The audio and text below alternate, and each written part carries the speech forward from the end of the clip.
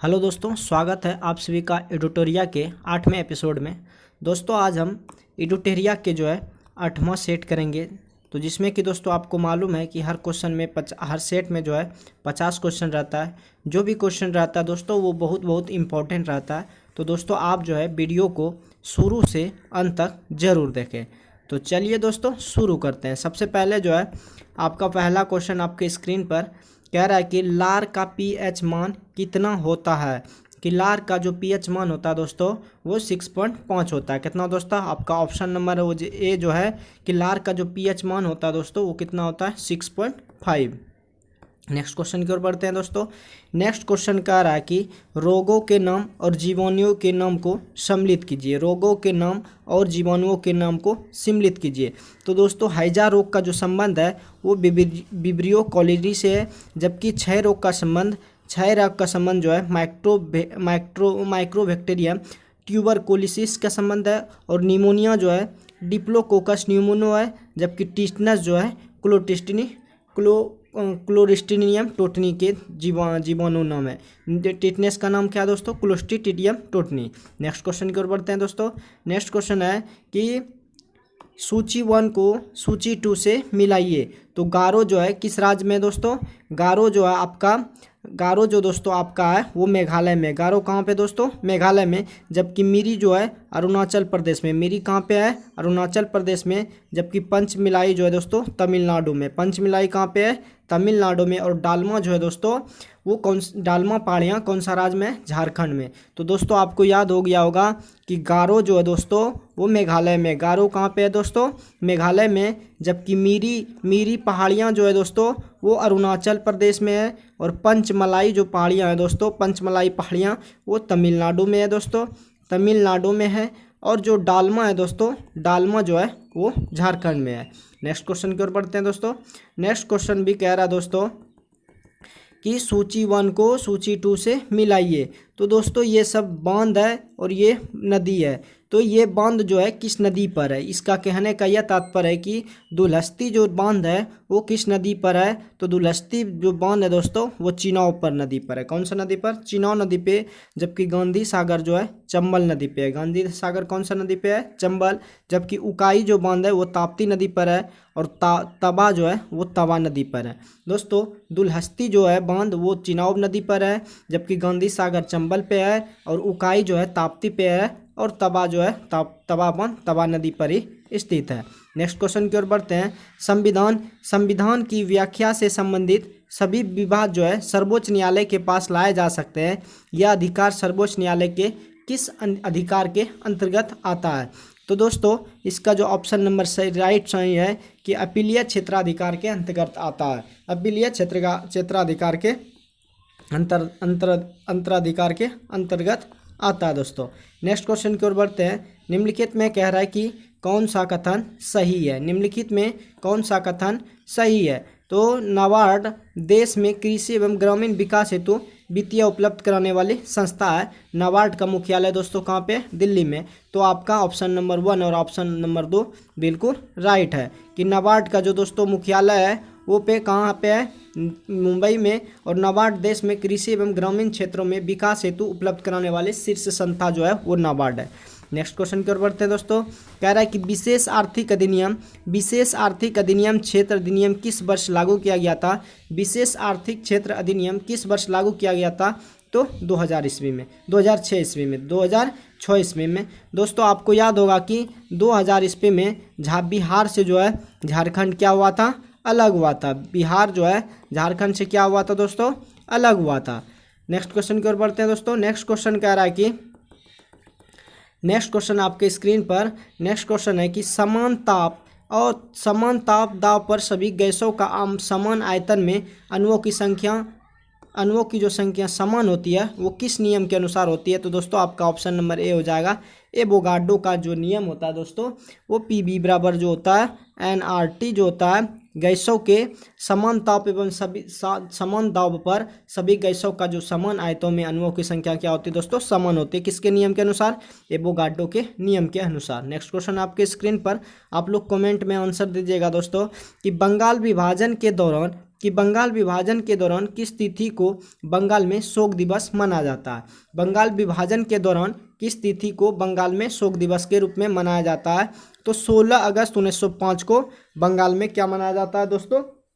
शोक दिवस। वो भी किस दौरान? बंगाल विभाजन के दौरान जो हुआ था शोक दिवस, उसको किस दिन रूप मनाया जाता है? तो 16 अगस्त 1905 को बंगाल दिवस के रूप में बंगाल में शोक दिवस मनाया जाता है। नेक्स्ट क्वेश्चन आपके स्क्रीन पर, आप लोग आंसर दीजिएगा। कह रहा है किस हरित अधिकरण यानी कि एनजीटी की स्थापना भारत सरकार द्वारा किस वर्ष की गई थी? तो 2008 में एनडीजीटी की स्थापना भारत में की गई थी, भारत सरकार द्वारा की गई थी। नेक्स्ट क्वेश्चन आपकी स्क्रीन पर, आप लोग कमेंट में दोस्तों आप लोग आंसर दीजिएगा। कह रहा है कि निम्न में से कौन क्रिप्स मिशन के साथ कांग्रेस के आधिकारिक वार्ताकार थे? तो दोस्तों आप लोगों का कमेंट में आंसर आ रहा है कि निम्नलिखित में कौन क्रिप्स मिशन के साथ कांग्रेस के अधिकार वार्ताकार थे? तो पंडित जवाहरलाल नेहरू और मौलाना आज़ाद जो थे वो कांग्रेस मिशन यानी कि क्रिप्स मिशन के साथ कांग्रेस के आधिकारिक वार्ताकार थे। क्रिप्स मिशन के तहत जो थे पंडित जवाहरलाल नेहरू और मौलाना आज़ाद जो थे वो कांग्रेस के अधिकारी वार्ताकार थे। नेक्स्ट क्वेश्चन की ओर बढ़ते हैं दोस्तों। नेक्स्ट क्वेश्चन आप लोग आंसर दीजिएगा कि किसी वस्तु का द्रव्यमान जो है उसकी डाइस की माप है। तो किसी वस्तु का जो द्रव्यमान जो होता है दोस्तों उसके जड़त्व की माप है। जड़त्व दोस्तों, जड़त्व का नियम, प्रथम नियम को जड़त्व का नियम भी कहते हैं। गति का जो प्रथम नियम होता है दोस्तों उसे क्या कहते हैं? गति का प्रथम नियम को जड़त्व का नियम कहते हैं। जबकि द्वितीय नियम से बल की क्या प्राप्त होती है? परिभाषा प्राप्त होती है। गति के द्वितीय नियम से बल की परिभाषा प्राप्त होती है। जबकि तृतीय नियम से बल की प्रकृति प्राप्त होती है। तृतीय नियम से बल कैसा है उसकी दोस्तों प्रकृति पता चलती है। बल की जो प्रकृति पता चलती है दोस्तों वो गति के तृतीय नियम से कि बल कैसी है। नेक्स्ट क्वेश्चन की ओर बढ़ते हैं दोस्तों। किसी वस्तु का, ये फिर से दोस्तों एक बार रिपीट कर देते हैं, किसी वस्तु का द्रव्यमान जो है उसकी डाइस की माप है तो क्या हो जाएगा दोस्तों? वो हो जाएगा जड़त्व। नेक्स्ट क्वेश्चन की ओर बढ़ते हैं दोस्तों। नेक्स्ट क्वेश्चन है कि ध्वनि जो है का एक महत्वपूर्ण अभिलक्षण तारत्व जो है पिच, जो निर्भर करता है किस पर दोस्तों? आवृत्ति पर निर्भर करता है। ध्वनि का एक महत्वपूर्ण अभिलक्षण तारत्व जो किस पर निर्भर करता है? वो दोस्तों आवृत्ति पर निर्भर करता है। नेक्स्ट क्वेश्चन आपके स्क्रीन पर, आप लोग आंसर दीजिएगा कि दोस्तों वायु का तापमान कम होने पर सापेक्ष आर्द्रता पर क्या प्रभाव पड़ता है? तो दोस्तों वायु का जो तापमान कम होने पर सापेक्ष आर्द्रता पर क्या होता है? बढ़ जाता है। सापेक्ष आर्द्रता क्या हो जाता है दोस्तों? बढ़ जाता है। वायु का अगर तापमान कम हो जाता है तो सापेक्ष आर्द्रता जो है वो क्या होती है दोस्तों? बढ़ जाती है। नेक्स्ट क्वेश्चन आपके स्क्रीन पर, हड़प्पा कालीन किस स्थल से खेल का ईंधन मिला है? तो दोस्तों हड़प्पा कालीन में किस स्थल से खेल का मैदान मिला है? तो दोस्तों वो धोलावीरा था। दोस्तों हड़प्पा कालीन किस स्थल से खेल का मैदान मिला है? तो दोस्तों वो धोलावीरा था। नेक्स्ट क्वेश्चन की ओर बढ़ते हैं दोस्तों। नेक्स्ट क्वेश्चन कह रहा है कि चिपको आंदोलन के जन्मदाता के रूप में किसे जाना जाता है? तो चिपको आंदोलन के जन्मदाता के रूप में सुंदरलाल बहुगुणा को जाना जाता है। चिपको आंदोलन के जन्मदाता के रूप में किसे माना जाता है? तो सुंदरलाल बहुगुणा को चिपको आंदोलन के जन्मदाता माना जाता है। नेक्स्ट क्वेश्चन आपके स्क्रीन पर दोस्तों, आप लोग कमेंट में आंसर दीजिएगा कि भारत का मानव का जो हृदय है, मानव का जो हार्ट है वो कितने भागों में बांटा गया है? तो दोस्तों मानव का जो हृदय है वो 4 भागों में बांटा गया है। मानव का जो हार्ट है वो कितने भागों में बांटा गया है दोस्तों? 4 भागों में बांटा गया है।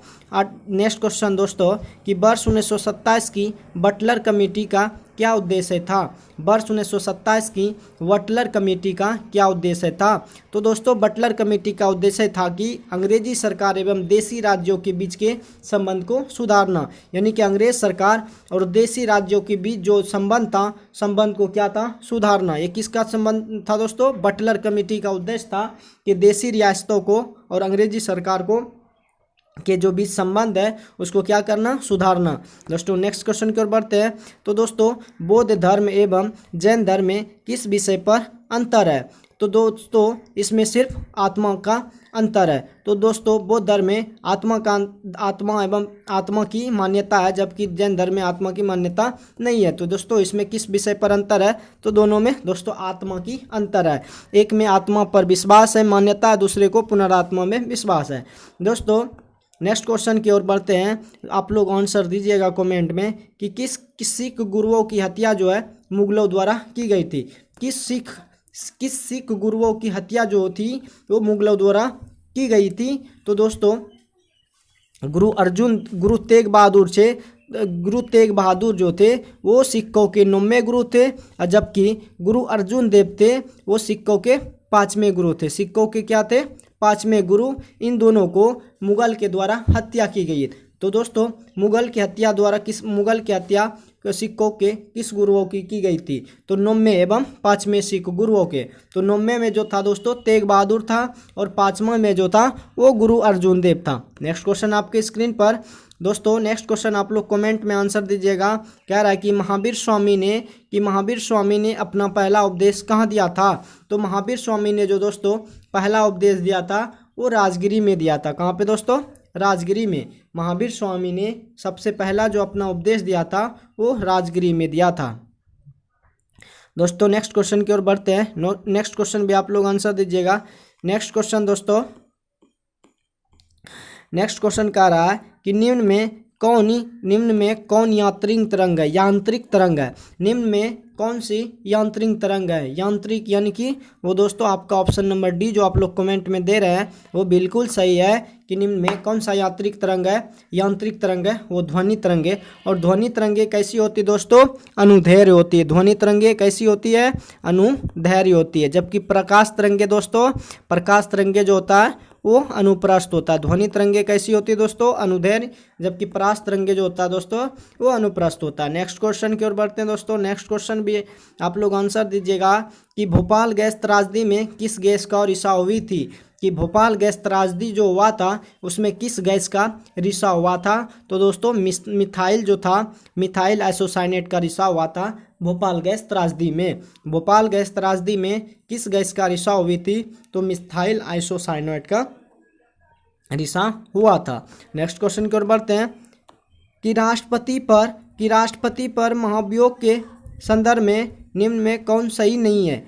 तो दोस्तों राष्ट्रपति पर महाभियोग के संदर्भ में निम्न में से कौन सही नहीं है, तो आपका जो ऑप्शन नंबर डी नंबर है। आप लोग जो कमेंट में दे रहे हैं कि महाभियोग के प्रस्ताव केवल लोकसभा में प्रस्तुत किया जाता है, ये सही नहीं है दोस्तों कि महाभियोग का प्रस्ताव जो है केवल लोकसभा में प्रस्तुत किया जा सकता है, ये बिल्कुल सही नहीं है। और जबकि कौन कौन सही है दोस्तों कि राष्ट्रपति पर महाभियोग की प्रक्रिया हम पिछले वीडियो में बताए थे दोस्तों कि महाभियोग की प्रक्रिया जो है आर्टिकल 161 में दिया गया है। और जब भी किसी व्यक्ति को महाभियोग की प्रक्रिया लगती है, यानी कि उसको 14 दिन पहले सूचना दिया जाता है कि आपको जो है महाभियोग की प्रक्रिया के द्वारा आपको हटाया जाएगा। और राष्ट्रपति द्वारा दोस्तों ऑप्शन नंबर बी जो है, राष्ट्रपति द्वारा संविधान का अतिक्रमण किए जाने पर उसके विरुद्ध महाभियोग चलाया जा सकता है।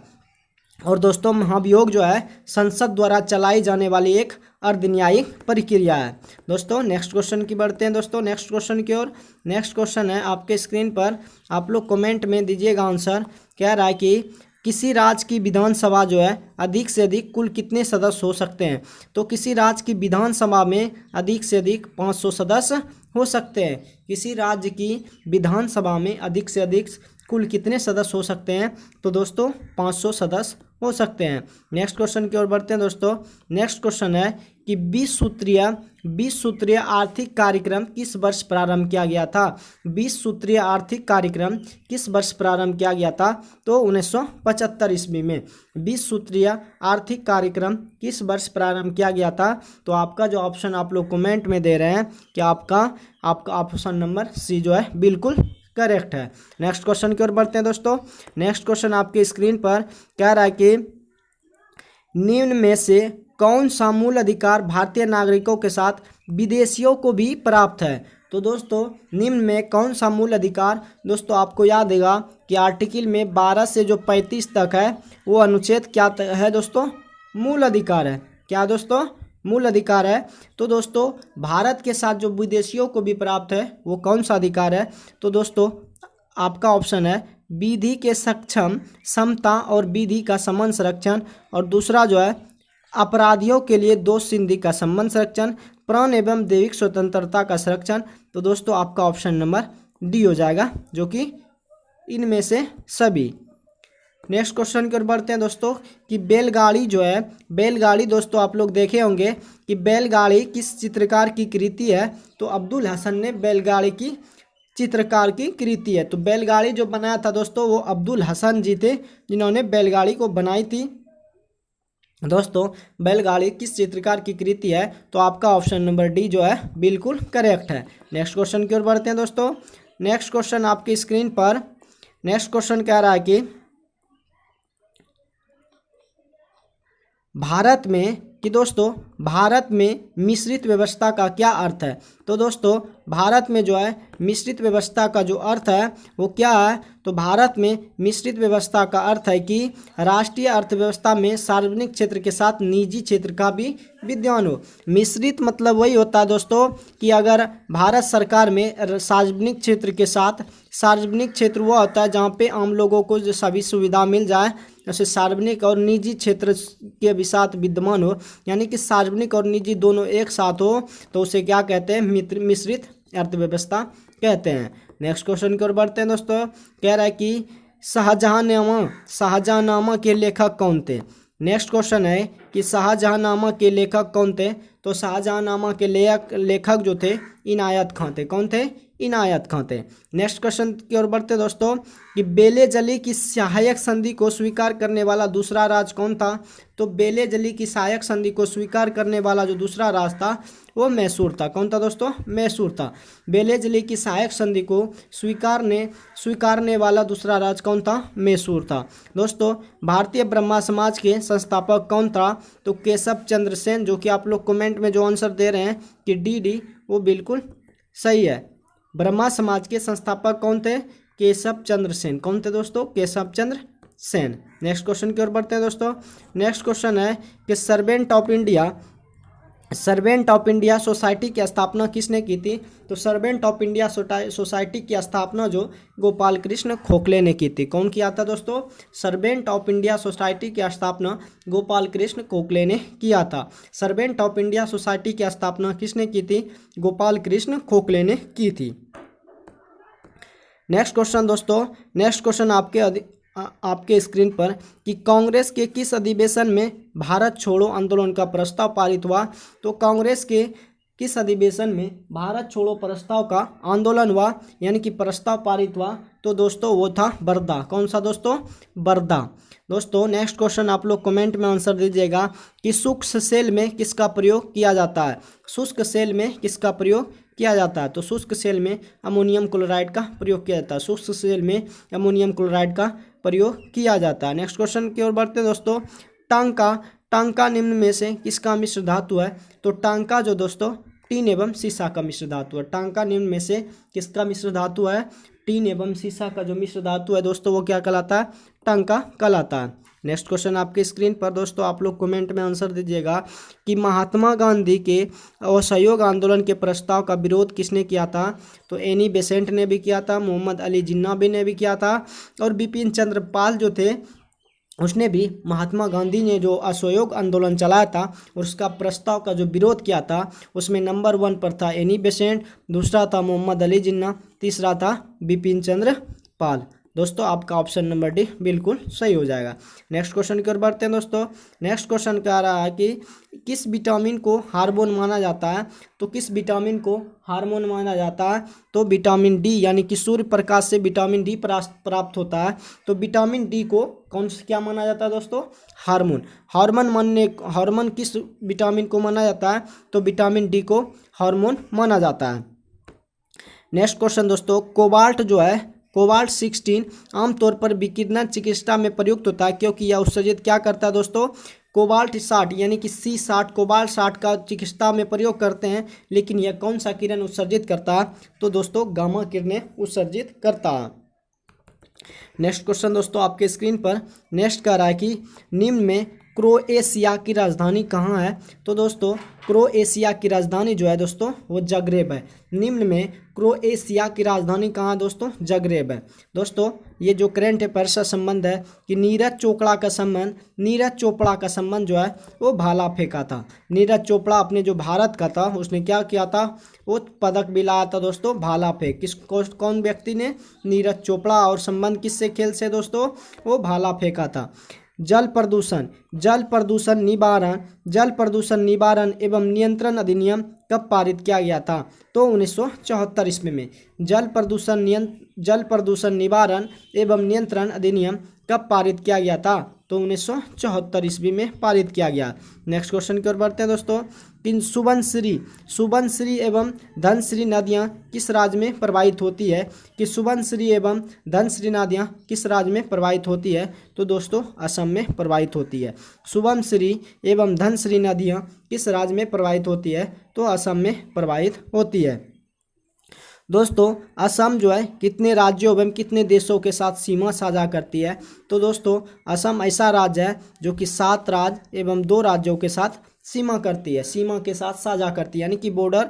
दोस्तों असम जो है 2 राज्य के साथ 7 राज्य था और 2 देश के बीच सीमा साझा करती है। नेक्स्ट क्वेश्चन आपके स्क्रीन पर दोस्तों आप लोग आंसर दीजिएगा कि भारत के राज्यों में क्षेत्रफल की दृष्टि से बिहार का क्या स्थान है? दोस्तों भारत के राज्यों में क्षेत्रफल की दृष्टि से बिहार का क्या स्थान है? तो दोस्तों अपना जो बिहार है उसका 12वां स्थान है। क्षेत्रफल की दृष्टि से बिहार का जो स्थान है वो क्या है दोस्तों? 12वां स्थान है। नेक्स्ट क्वेश्चन की ओर बढ़ते हैं दोस्तों। नेक्स्ट क्वेश्चन है कि भारत की जलवायु कोपेन वर्गीकरण के अनुसार किस जलवायु का प्रतिनिधित्व करती है? कि भारत की जलवायु जो है कोपेन वर्गीकरण के अनुसार किस प्रकार की जलवायु का प्रतिनिधित्व करती है? तो दोस्तों मानसून गर्म ग्रीष्म के साथ प्रकाशी प्रतिनिधित्व करती है। नेक्स्ट क्वेश्चन की ओर बढ़ते हैं दोस्तों। नेक्स्ट क्वेश्चन है कि अरल सागर किन 2 देशों के सीमा पर अवस्थित है? अरल सागर जो है किन 2 देशों के सीमा पर अवस्थित है? तो उज्बेकिस्तान एवं कजाकिस्तान के बीच अवस्थित है। तो अरल सागर किन 2 देशों के सीमा पर अवस्थित है? तो दोस्तों उज्बेकिस्तान एवं कजाकिस्तान के सीमा पर अवस्थित है। नेक्स्ट क्वेश्चन की ओर बढ़ते हैं दोस्तों। नेक्स्ट क्वेश्चन कह रहा है कि समान न्याय और निःशुल्क विधिक सहायता के संविधान में किस अनुच्छेद में उत्पन्न किया गया है? तो 39 का ख में निःशुल्क विधिक सहायता एवं निःशुल्क शिक्षा एवं विधिक सहायता जो क्या है आर्टिकल 39 का क में जो है समान और निःशुल्क विधिक सहायता का उपबंध किया गया है। नेक्स्ट क्वेश्चन की ओर बढ़ते हैं दोस्तों। नेक्स्ट क्वेश्चन है कि अनुच्छेद 21A निम्न में से किस संविधान संशोधन द्वारा जोड़ा गया? तो दोस्तों अनुच्छेद 21 का जो ए है वो संविधान के 86वें संविधान संशोधन द्वारा जोड़ा गया। अनुच्छेद 21 का ए जो है निम्न में से किस संविधान द्वारा जोड़ा गया? तो 86वें संविधान संशोधन द्वारा जोड़ा गया। निम्नलिखित में कौन युग्म सुमेलित नहीं है? तो आपका जो है भ्रष्टाचार निरोधक कानून 1985 में नहीं हुआ था, जबकि दोस्तों भारतीय भ्रष्टाचार जो था वो भारतीय भ्रष्टाचार इसमें जो है कि 1985 में लागू नहीं हुआ था, जबकि दोस्तों आपका जो है केंद्रीय अपसेशन ब्यूरो 1963 में लागू किया था, केंद्रीय सतर्कता आयोग 1964 में हुआ था और प्रवर्तन निदेशालय जो हुआ था 1956 में हुआ था। तो दोस्तों आज का यही सेट खत्म होता है। 50 क्वेश्चन मैंने दोस्तों करा दिए। तो दोस्तों आपको वीडियो जो है शुरू से अंत तक देखना है, तभी आपको समझ में आएगा। तो दोस्तों अभी सेट का जो है मैं समरणीय तत्व कराऊंगा, तो दोस्तों अभी आप लोग वीडियो में बने रहिएगा। चलिए दोस्तों समरणीय तत्व कराते हैं। सबसे पहले दोस्तों कि कुषाण वंश के संस्थापक कौन थे? दोस्तों कुषाण वंश के संस्थापक कौन थे? कुजुल कड़विशेष था। कुषाण वंश के संस्थापक जो थे वो कुजुल कड़विशेष थे और कुषाण वंश का सबसे प्रतापी राजा तो वो थे कनिष्क। दोस्तों कुषाण वंश का सबसे प्रतापी जो राजा थे वो कनिष्क थे। कौन थे दोस्तों? कनिष्क ने। इसकी प्रारंभिक राजधानी जो दोस्तों इसकी प्रारंभिक राजधानी पुरुषपुर एवं पुरुषपुर एवं द्वितीय राजधानी कहाँ थी? मथुरा थी। इसने 78 ईसा पूर्व में शक संवत की शुरुआत का प्रयोग वर्तमान में भारत सरकार द्वारा किसने करवाया था? तो कनिष्क ने करवाया था। इनके दरबार में आयुर्वेद के विद्वान चरक रहते थे। तो कनिष्क के दरबार में आयुर्वेद के विद्वान चरक रहते थे। नेक्स्ट है दोस्तों बुद्ध चरित की रचना जो है, बुद्ध की चरित की रचना अश्वघोष ने की, जो कनिष्क के दरबार में रहते थे। बुद्ध चरित की रचना जो है अश्वघोष ने की, जो कनिष्क के दरबार में रहते थे। और दोस्तों गंधार शैली एवं मथुरा शैली का सर्वाधिक विकास वो कनिष्क के शासनकाल में हुआ था। गंधार शैली एवं मथुरा शैली का सर्वाधिक विकास जो हुआ था कनिष्क के शासनकाल में हुआ था। और प्रसिद्ध रेशम मार्ग का प्रारंभ जो भी हुआ था वो कनिष्क के शासनकाल में हुआ था। प्रसिद्ध रेशम मार्ग का जो प्रारंभ हुआ था कनिष्क ने करवाया था। और कुषाण वंश के समय ही पर सर्वप्रथम बुद्ध की खड़ी प्रतिमा का निर्माण हुआ था। कुषाण वंश के समय ही सर्वप्रथम बुद्ध की खड़ी प्रतिमा का निर्माण हुआ है। नेक्स्ट क्वेश्चन दोस्तों, नेक्स्ट क्वेश्चन आपके स्क्रीन पर। नेक्स्ट क्वेश्चन कह रहा है कि कुषाण काल में सर्वाधिक विकास वास्तुकला से क्षेत्र से हुई है। कुषाण काल में सर्वाधिक जो विकास हुआ है वो किस क्षेत्र से हुई है? तो वास्तुकला के क्षेत्र से हुए है। तो दोस्तों एड्यूटेरिया के एपिसोड 8 का जो है वीडियो दोस्तों समाप्त होता है। अगर दोस्तों आपको ये वीडियो अच्छा लगता है तो वीडियो को लाइक अपने दोस्तों के साथ शेयर ज़रूर कीजिएगा। तो मिलते हैं किसी नेक्स्ट वीडियो में। आज के लिए बस इतना ही। जय हिंद दोस्तों।